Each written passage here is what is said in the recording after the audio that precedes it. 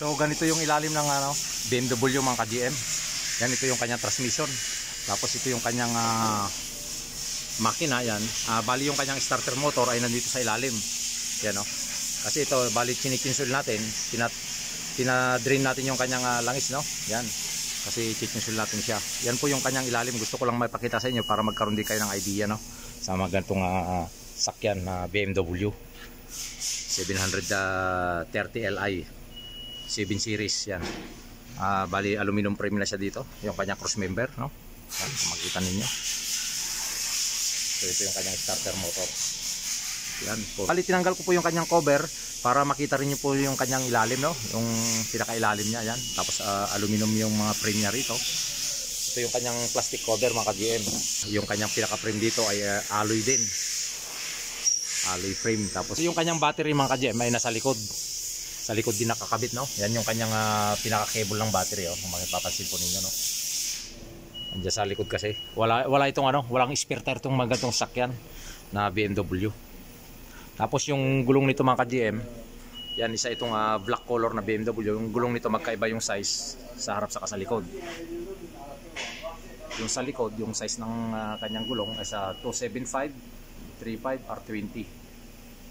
Tapos sa harapan, dito sa harap ito 245 40 R20. So yung pinagkaiba nito mga ka-GM, sa likod ay mas malapad, dito sa harap ay mas makitid ng konti dito. Yung lapad saka yung taas. Pero konting diferensya lang siya, no? Yung pinagkaiba. So ito naman yung gagamitin nating langis. Yan, makita niyo may tatak din siya ng BMW, no?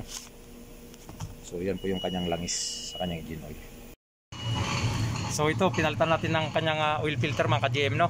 Tapos yung kanyang rubber seal dito. Yan. Dito sa kanyang pinaka-cap. Kasi filter element lang yung kanyang oil filter, dito siya nakalagay, oh. Diyan.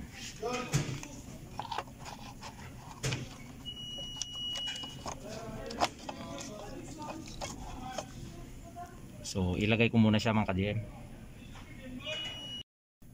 Ito bali lalagyan na natin ng langis mga ka-GM. Ito yung kanyang cover, tinanggal ko muna yung kanyang cover dito sa makina. Isa itong 4 cylinder, no? Yan. Gasoline engine 4 cylinder.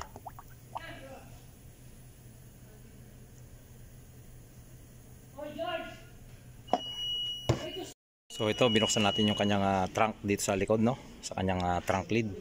Ngayon, ito mga ka-GM, oh.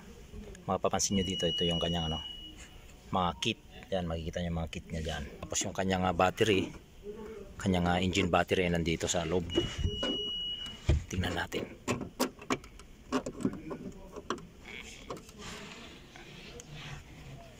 So yan po yung kanyang battery mga ka-GM, oh. Yan, nandito sa likod, sa trunk niya, sa likod compartment. Sa trunk compartment yan. So tapos pipindutin lang po natin ito mga ka-GM. Bali automatic na po yan nabababa. Yan. So ayan po mga ka-GM, bali natapos na po nating naservisan.